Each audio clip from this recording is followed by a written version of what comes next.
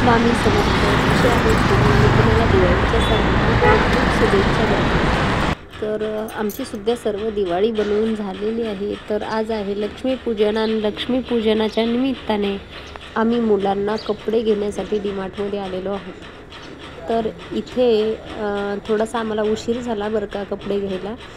आणि मग मुलं पण शांत बसत नव्हते की आम्हाला कपडे कधी घेणार, कपडे कधी घेणार. बरोबर आहे ना, आपण सुद्धा लहानपणी खूप जिद्द केलेली आहे कपड्यांसाठी आणि आपल्याला कपडे आणल्याच्यानंतर खूप आनंद होत होता. तर काहीशा गोष्टी आत्तासुद्धा मुलांसोबत तशाच असतात. लहानपण म्हणजे खूप गोड आणि सुंदर असतं.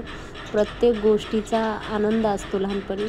तर मग मिस्टर बोलले की आज आपण कपडे मुलांना घेऊन येऊया. तर इथे आम्ही आलेलो आहोत कपडे घ्यायला. तर आता आतमध्ये आपण जाऊच आहेत. तर इथं आल्याच्यानंतर एवढं छान वाटलं ना खरं सांगू, कारण बाहेर जायला कुठे भेटतच नाही. सतत काम काम काम, सतत कामच असतं आमच्या इथे. पण चला असू द्या, आपण कामच करण्यासाठी बाहेर आलो आहेत. आपल्यापाशी जर पैसा भरपूर असता तर आपण असे बाहेर काम करण्यासाठी आलेलो नसतो. आपण सुद्धा आपल्या घरी गावी आरामात खाऊ शकलो असतो, पण नाही, काम करण्यासाठी आल्याच्यानंतर सगळी परिस्थिती अशीच असते. तर आम्ही डीमार्टमध्ये आलेलो आहोत.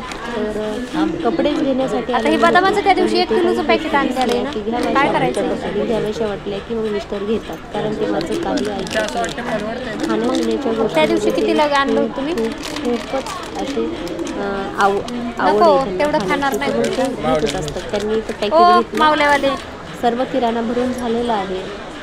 सर्व रिलायन्समधून सामान. डीमार्ट आम्हाला लांब पडतं, तर रिलायन्स आम्हाला जवळ पडतं म्हणून आम्ही रिलायन्समधून भरत असतो.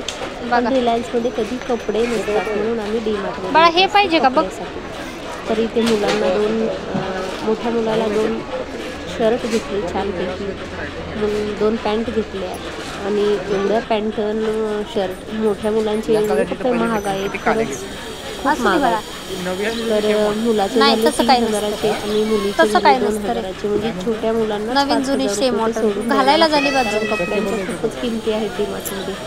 आणि तिथे आपण काहीच बोलू शकत नाही, त्याला लेबल लावलेलं असतं एका किमतीचं तेच असतं.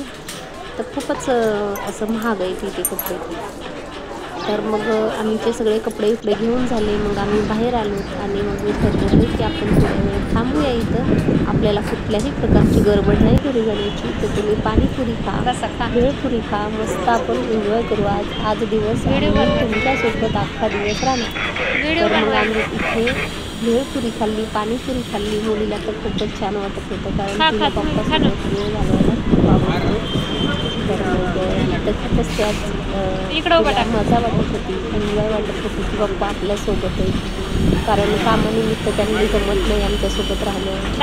घरी असते तर ते कामावर, मग रात्री येणार, सकाळी मुलगी शाळेत जाणार 7 वाजता आणि ते लगेच कामावर निघणार, कारण त्यांची संध्याकाळी भेट होते. म्हणजे झोपीतच ते सोबत असतात, असा काहीसा टाईम असतो.